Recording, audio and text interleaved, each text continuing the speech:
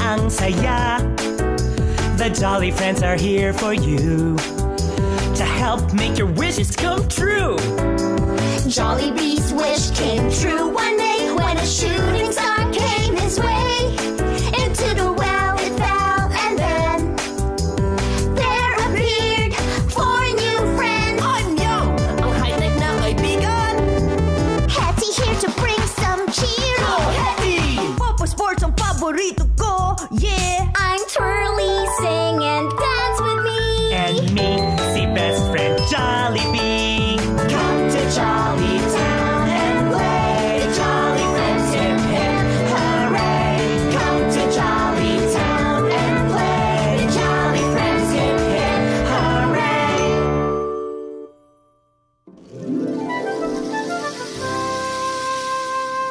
Yan, dito kailangan yung poster.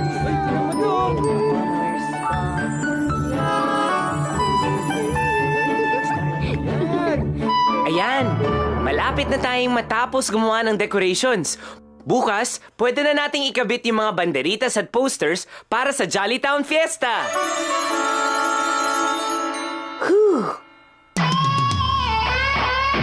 Oo nga, buti na lang kasi pagod na ako. Masakit na ang kamay ko sa paggupit ng papel. Okay lang yan, Popo. Tingnan mo naman, ang gaganda ng mga banderitas at posters natin. Pag naikabit na natin to sa mga lamppost ng Jollytown, tiyak na magandang maganda at makulay na makulay. Tama si Yam. Ang sarap talaga pag fiesta sa Jolly Town. Excited na ako. Parang napapasayaw tuloy ako. Teka muna, Twirly. Mabuti pa, tapusin na muna natin ang ginagawa natin. Ay, oo nga pala. Pasensya na ha. Alam niyo naman, basta kantahan at sayawan, palagi akong handa. You know what will make our posters really nice? What? Dagdagan natin ng iba't ibang kulay na dahon. Yeah! Good idea! Kukuha ko sa labas. Tutulungan kita.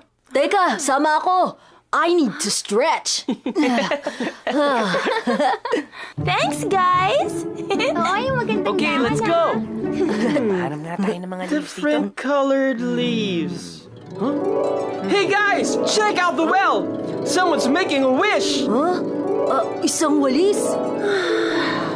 I wish, sana matuto na si Joey maglinis ng bahay. Huh? Oh!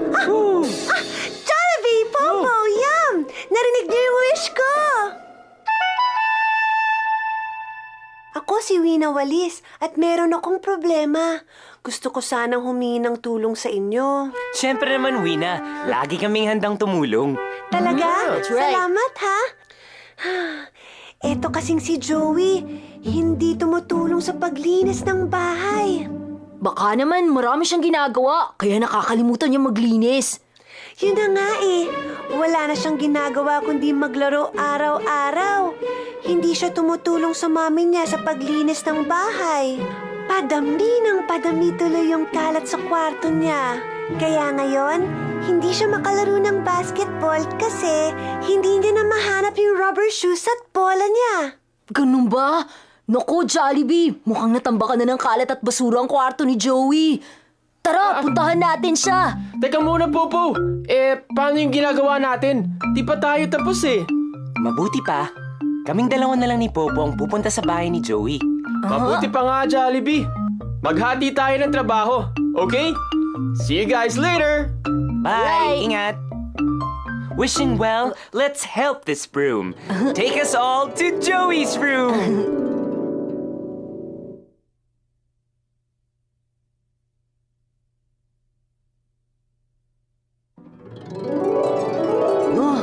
Oh, Joey!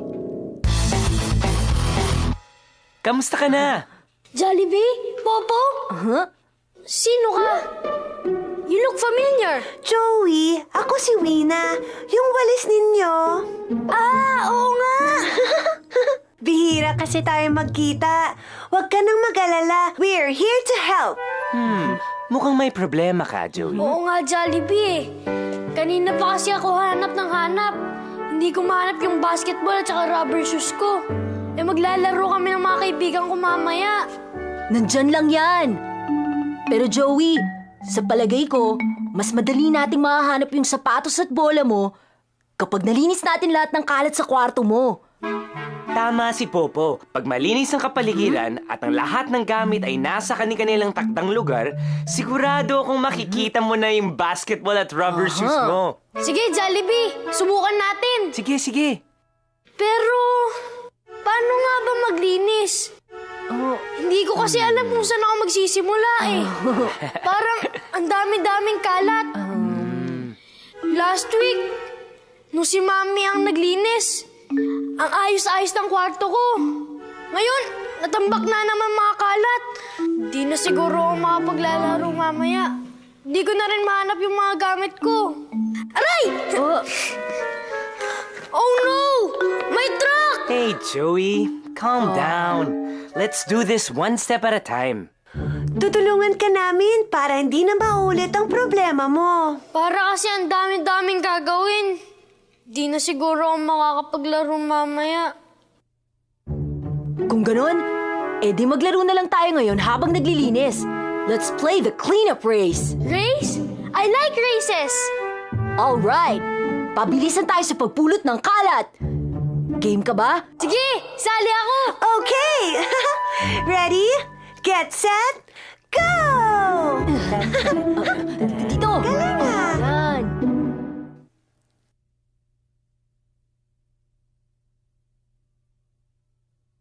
Ayan! Ay, salamat! Natapos na rin tayo. Yay! Halika na, laro na tayo. Twirly! Sandali! Meron ka ating nakalimutan! Nakalimutan? Ano? Natapos na natin ang banderitas, di ba? May iba pa tayong gagawin? Aba, kailangan pa natin linisin ang clubhouse. Clubhouse? Huh? Bakit? Di naman madumi ah. Hindi nga madami ang clubhouse, pero makalat naman. Tingnan mo lahat ng papel na nakakalat sa sahig. At nakalabas pa lahat ng gamit natin. Yung mga gunting, yung paint, at crayons, yung string. Right. Pati nga yung banderitas at poster, di pa natin nililigpit. Ilalabas din naman natin yan bukas, di ba? Iwanan na lang natin dyan sa table. Tapos, yung mga gunting at papel at iba pang gamit, mamaya na yan. Laro muna tayo habang maliwanag pa sa labas. Hindi pwede, Twirly. Huh? Dapat mag-Claygo tayo. Claygo? Ano yun? Ang ibig sabihin ng Claygo ay clean as you go. Sa madaling salita, pagkatapos gamitin ng isang bagay, ligpit ka agad. If you practice Claygo, palaging mananatiling malinis at maayos ang kapaligiran natin. Ganun ba? Clean as you go. O sige, Hetty, Yum, Claygo muna tayo. Okay. Ayan, Claygo. Uh-oh. Sandali lang, Twirly. Wait, hindi rin pwedeng basta-basta nating itatambak ang lahat ng gamit sa loob ng kahon. Dapat organize tayo at lahat nasa tamang lugar. Kung saan natin kinuha, doon din dapat ibabalik. Ganito, Twirly. Itong nalagyan na to, para sa mga crayons. Ito naman, para sa gunting. At ito naman, para sa string. At ito, para sa mga paintbrush. Tapos, yung mga banderitas at posters, dito ko ilalagay sa malaking kahon para bukas, madali nating hanapin at buhatin. I get it. Now that makes sense. Mas madaling hanapin ang mga gamit kung nakahiwalay sila at naka-organize. Right. Mas maganda pang tingnan. That's good. Oo, Mag-Claygo na tayo. clean as you go.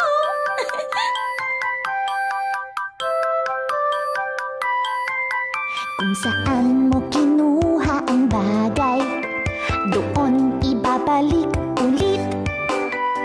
Para maayos at malinis ang bahay, ganito ang pagligpit.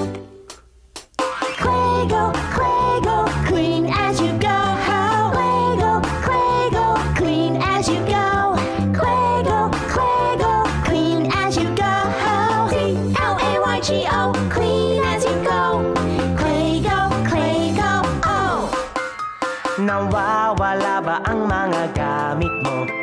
di alam kung saan hahanapin. Hindi na mangyayari ito kung agad mo silang aayusin. Play go, clean as you go. Play go, clean as you go. Play go, clean as you go. CLAYGO, clean as you go. Play go, oh! Kapag halo-halo ang mga gamit, hindi ba't nakakaduling? Keep them in different containers at madali na silang hanapin. Play go, clean as you go. Play go, clean as you go. Play go, clean as you go. CLAYGO, clean as you go. Play go, oh! Pag nahanap ang iyong gamit, You can shout, Eureka, I found it! Pick up that broom because after all, cleaning up can be a ball. May basketball! Play go, clean as you go. Play go, clean as you go. Play go, clean as you go. CLAYGO, clean as you go. CLAYGO, clean as you go.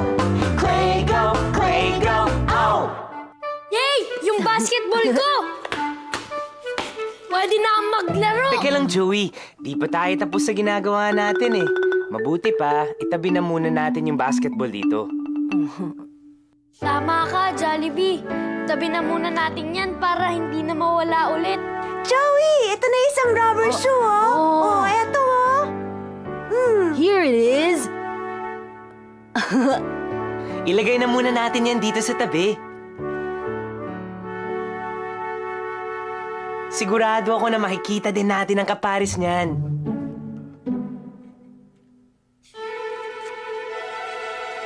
Yay! Yan! Yung kapares ng rubber There shoes you ko! go. Pwede na akong mag-basketball! Oh? Sabi ko nga, pwede na akong mag-basketball kapag tapos na tayo maglinis. Tama.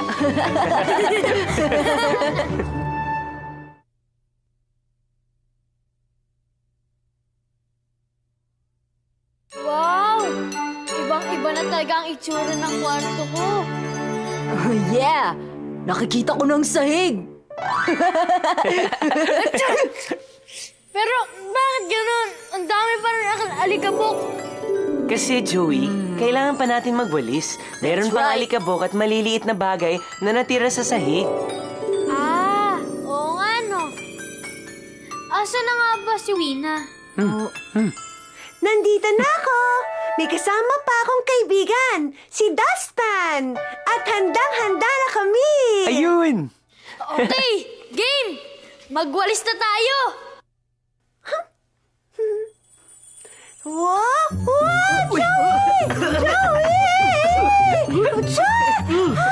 Joey! Joey! Di mo ba alam ang wastong paraan ng pagwawalis? Ha? Sa isang direksyon ka lang muna magwalis. Akin na. Ayan o, ganito yan o. Sa isang direksyon ka lang muna magwalis. Tapos dito mo sa dustpan ilalagay yung mga nawalis mo. Tapos, pagkapuno na ang dustpan, itapon na muna yung nawalis na kalat sa basurahan. Like this. Now you try it. Here.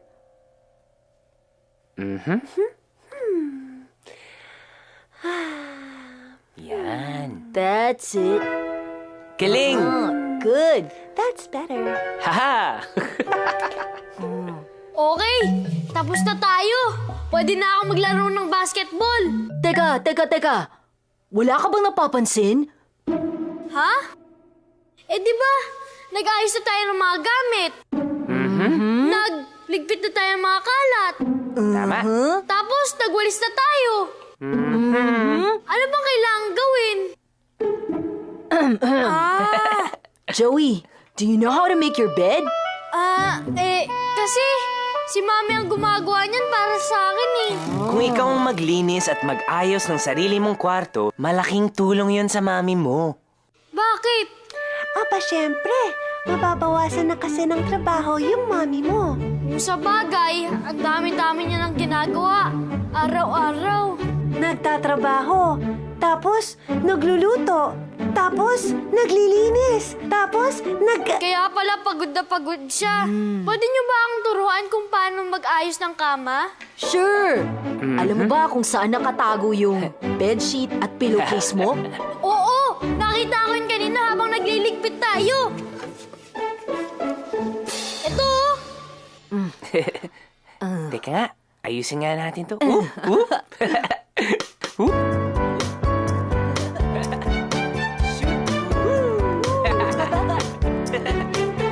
Ayan.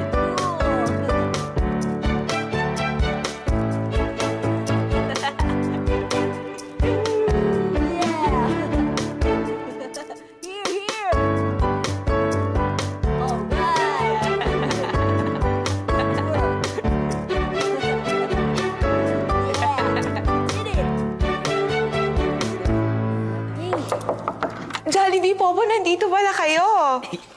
Wow! Ang linis-linis naman ang kwarto ng anak ko. Wina, mukhang happy-happy ka, ha? Yes! Natuto na kasi maglinis si Joey. Oo nga, Mami! At simula sa araw na to, araw-araw ko na lilinisin at aayusin ang kwarto ko. Aba! Para naman matulungan kita. Wow, ang galing-galing ng anak ko. Jollibee, Popo, maraming salamat at tinuruan niyo ang anak ko na maglinis ng kwarto niya. Wala nga naman Ayan po. naman po.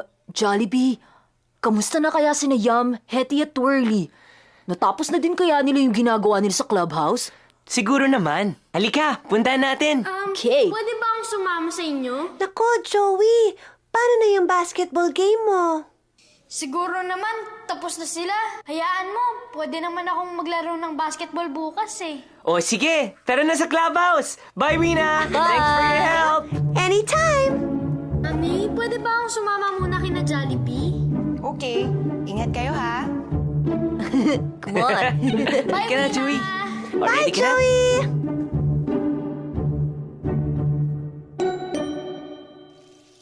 Clay go, clean as you go. Oh! Ayan!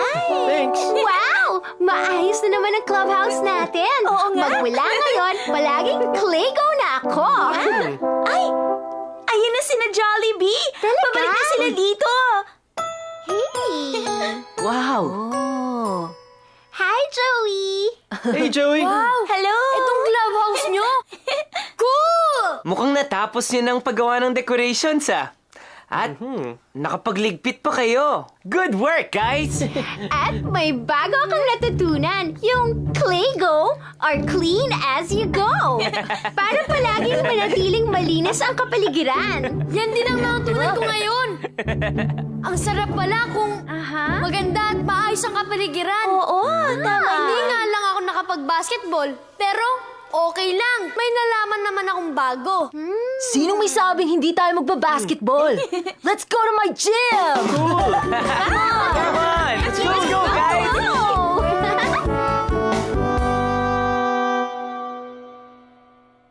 Para madaling hanapin ang mga costumes at outfits ko, I keep them in my cabinet. Yung mga blouse and shirt, naka-fold. Tapos pants and skirts, nasa hanger. Yung mga sapatos, nakahilera sa baba. At yung mga hats and other accessories, nakahang dito sa pintuan. I love to read! Marami akong libro. That's why I arranged them in alphabetical order para madaling hanapin. For example, yung unang libro sa shelf ko ay Alpabetong Filipino because the title begins with the letter A. Kasunod niya ay Bedtime Stories kasi sa letter B naman nagsisimula ang title. Try it yourself! Ang dami ko ng medals at trophies. I dust the trophy case and polish the medals and trophies inside para palaging shiny. Ang gandang tignan, no?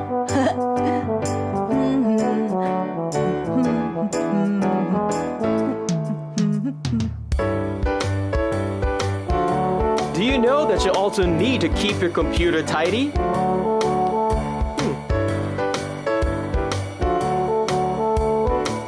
I keep my files in different folders. That way, I know just where to look for them when I need them. After playing with my toys, I make sure that I put them away. Kung ililigpit natin ang ating mga laruan pagkatapos nating gamitin, may iiwasan natin ang kalat. Di lang yan, kung ang laruan ay nakatago sa takdang lugar, mas makasisiguro tayong hindi mawawala o masisira ang mga laruan natin. Bye kids! See you next time!